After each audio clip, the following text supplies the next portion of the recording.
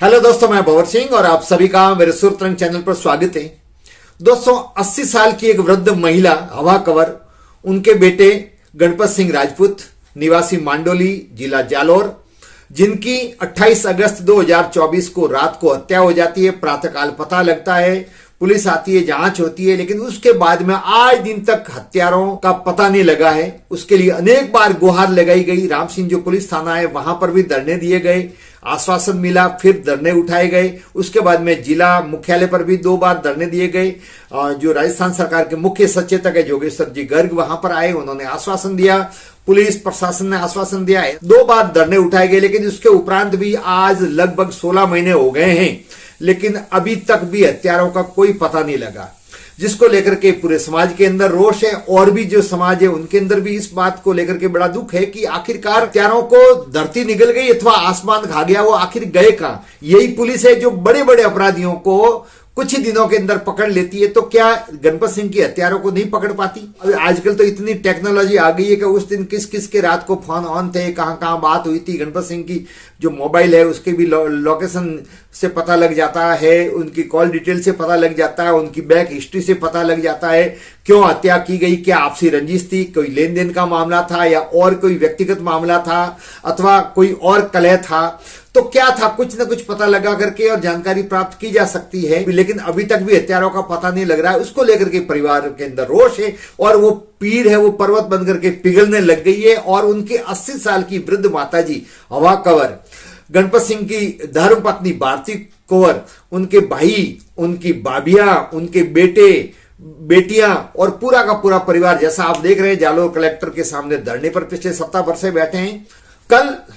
कल दोस्तों जोगेश्वर जी गर्ग ने पुनः एसपी साहब ने और आकर के उनको समझाया कि आश्वासन दिया, लेकिन अब वो किसी रूप में मानने को तैयार नहीं है। पहले इन नेताओं के कहने से, अधिकारियों के कहने से धरने 2 बार उठाए गए, लेकिन अब उनकी माताजी किसी भी हालत में मानने को तैयार नहीं है। वो क्या कह रही है, जो आप सुने।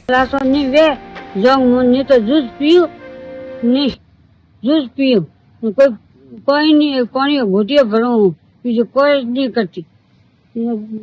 जब तक दीकरा न्याय नहीं वे जंग कोई नहीं खाओ।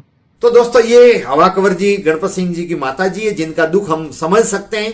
80 साल की वृद्ध माता को ऐसी ठंड में धरने पर बैठना पड़ता हो कलेक्टर के सामने, उनकी विधवा धर्मपत्नी को वहां पर बैठना पड़ा हो, जिनके पूरे परिवार के और बच्चों को बैठना पड़ा हो। उनके बच्चों के तो अर्धवार्षिक परीक्षा भी चल रही है, वो मांडोली परीक्षा देने जा रहे हैं, फिर धरने पर आकर के बैठते हैं। तो ये हमारे सबके लिए शर्म की बात है, ये कोई अच्छी बात नहीं है। दूसरी बात दोस्तों, जब हमारे सांचौर के कामले जी एडिशनल एसपी थे, उनको जांच दी थी, तो वो मांडोली आए थे, उन्होंने जांच की और जांच के आधार पर कुछ लोगों को संदिग्ध उन्होंने माना था। उनके जो गणपत सिंह के परिवार वाले वो भी संदिग्धों का नाम ले रहे हैं। यहां तक मांग उठ रही है कि उनको नार्को टेस्ट करवाया जाए, लेकिन वो नार्को टेस्ट भी नहीं हो रहा है।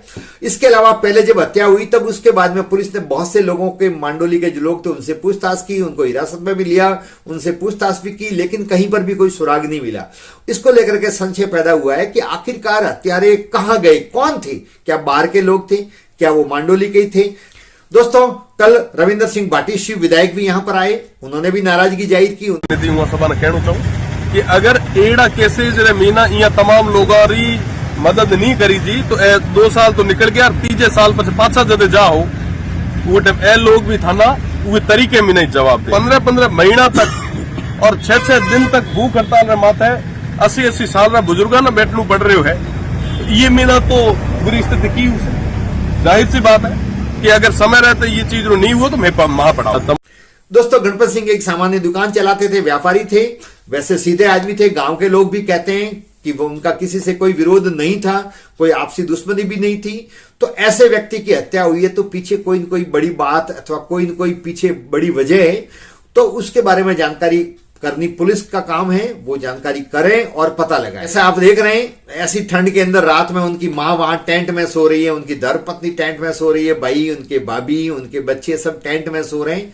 तो ये जो दृश्य देखते हैं तो बहुत दुख होता है कि आज हम एक तरफ सोशल मीडिया में आए दिन इस प्रकार की घटनाएं सुनते हैं, जिसके अंदर पुलिस तत्परता से कार्रवाई करके दूसरे दिन, तीसरे दिन, सप्ताह भर में कितना ही बड़ा अपराधी हो उसको ढूंढ के ला देते हैं। लेकिन इस मामले में अभी तक हत्यारों का पता नहीं लगना कहीं न कहीं हमारी पूरी व्यवस्था पर प्रश्न चिन्ह लगा रहा है।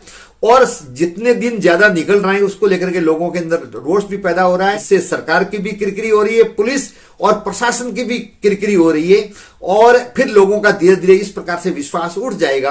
तो जब यदि न्याय नहीं मिलेगा तो उसको लेकर के इस प्रकार के धरने दिए जाएंगे, तो ये समाज में अच्छा संदेश नहीं है। अब प्रतिदिन धरना स्थल पर लोग मिलने के लिए आ रहे हैं, जैसा आप देख रहे हैं, बहुत सारे लोग आसपास के आ रहे हैं, राजपूत समाज से भी आ रहे हैं, और समाज के लोग भी वहां पर आकर के और उनका समर्थन कर रहे हैं और उनके दुख में भागीदार बन रहे हैं। और ये संख्या धीरे धीरे बढ़ती जाएगी। सोशल मीडिया का जमाना है, जो जो प्रचार होगा तो और लोग ज्यादा वहां पर इकट्ठे होंगे। मेरा भी सभी से निवेदन है कि शांतिपूर्ण धरना प्रदर्शन करना एक लोकतंत्र में अधिकार है, उसको करें, और पुलिस पर जांच करे और हत्यारों को जल्दी से जल्दी गिरफ्तार करें और परिवार को न्याय दें। उम्मीद करते हैं अब निश्चित तौर पे पुलिस ठोस कार्रवाई करेगी और जल्दी से जल्दी हत्यारों को गिरफ्तार करके सलाखों के पीछे पहुंचाएगी और परिवार को न्याय देगी। सभी का बहुत बहुत धन्यवाद। जय हिंद।